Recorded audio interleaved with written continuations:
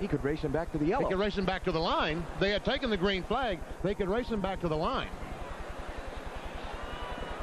So, well, they decided that he, as the wreck was happening at the start-finish line, the 40 car went down. Jeff was down there. He was avoiding Jeff, and there's one shot. Actually, you can see when Jeff was coming down, he was coming back up the track, and Sterling came back up the track, but that's what they called. And let's make clear, you just walked over to NASCAR Race Control to ask that, and that's the answer you got. Right. So why is he going to the end of the longest line, Sterling Marlin?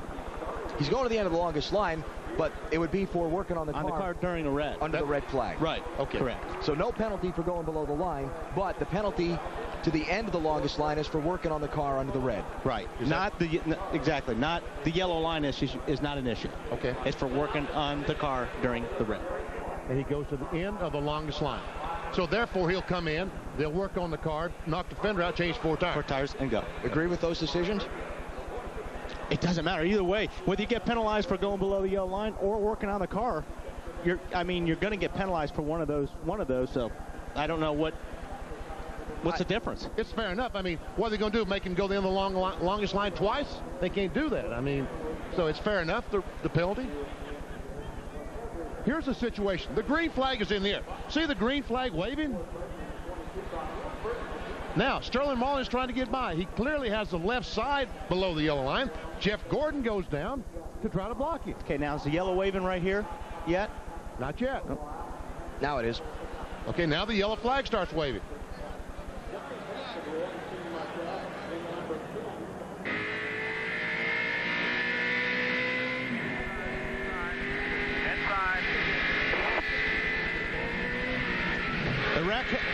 The wreck was happening a long time in that picture, but I couldn't see the flag.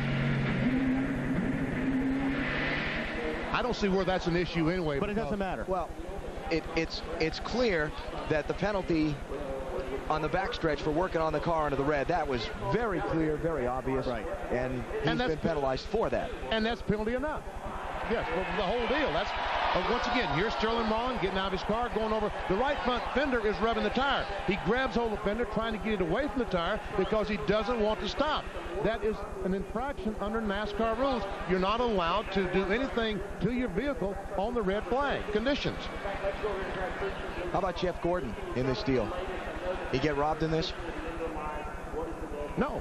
I mean, they made contact on the racetrack. And you heard Gordon say that he spun himself out. He took himself out. He blocked. So he's got to go to the back of the line. Marlin's got to go to the back of the line. And Ward Burton's going to find himself leading the Daytona 500 when we go back green with about 3 laps to go. Look at all those wrecked cars. Looks like Martinsville out there. Coming up after the Daytona 500 on NBC, it's the NBA with the defending champion Lakers, Portland Trailblazers. That's after our Daytona coverage here on NBC. Then later tonight at 7 Eastern Time, our coverage of the Winter Olympic Games continues from Salt Lake City, including the presentation of the gold medal to the Canadian figure skating pair that was involved in all the judging controversy earlier this week. I'd just like to say one more thing. Sterling was probably going to have to come in anyway, because that fender was rubbing on that tire hard. There's no way that thing was going to take another 4 laps. I agree. He probably was going to have to come in. And you say, was it penalty enough? I mean, he can't win the Daytona 500 now. That's the biggest penalty of all. I'm going to tell you what, after what's happened over the last hour or so, I'm not going to make that statement with you, BP. I wouldn't be surprised if anybody that's still on the track ends up winning this thing. I mean, look at all the people who've fallen by the wayside all day long. Started on lap 2. Tony Stewart, one of the favorites to win, gone. Engine failure. Dale Earnhardt Jr., cut tire lap 23. Another favorite to win, gone. It's going to be a heck of a 3 or 4 laps.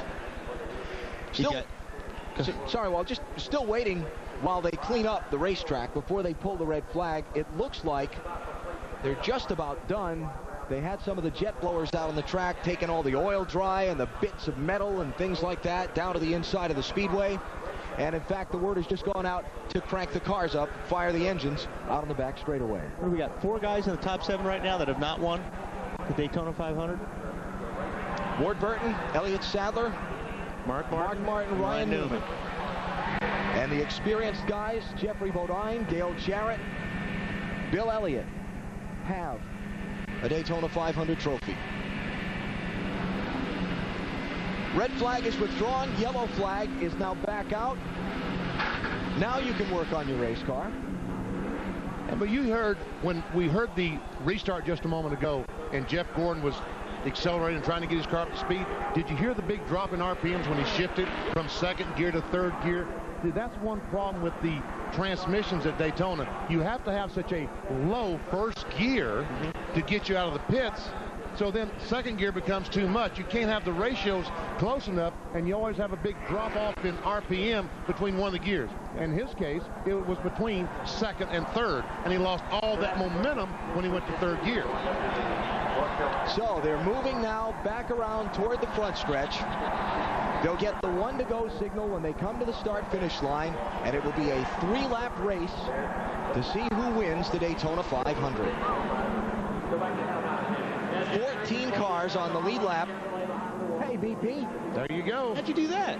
Well, you led the right ones. The last 4, that's right.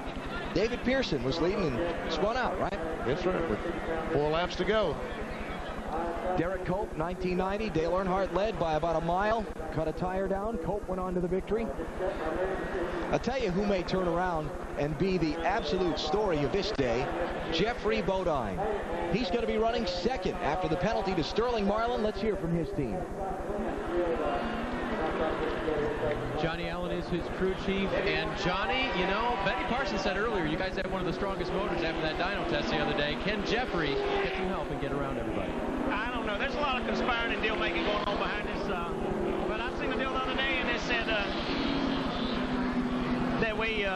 there's no deals, just discussions, and we hoping to go good here at the end. We got 1 lap to go before we go green, and we'll see what we got left. Mitsubishi Indian cars running good.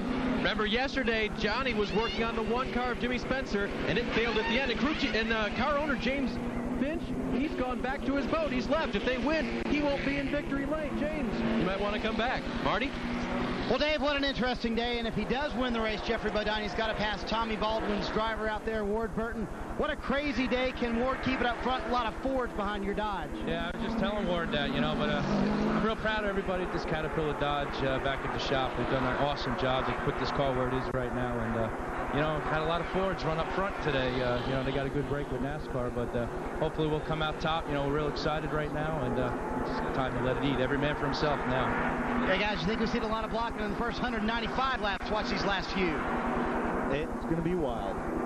3 laps to decide the Daytona 500. Ward Burton leads. Jeffrey Bodine is second. Elliott Sadler third. Dale Jarrett fourth. And Ryan Newman is fifth. You'll have also in the mix, Mark Martin is fifth. Ryan Newman is sixth. And you'll have Jeff Gordon and Sterling Marlin back in 11th and 12th. Here's what Jeff Gordon said right after the crash. Oh, that was my own fault. I mean, Sterling hung back so much there that, I mean, you know, I didn't have a choice but to slow down there. And he had a run on me, and I blocked him, you know, got myself turned. There you have it.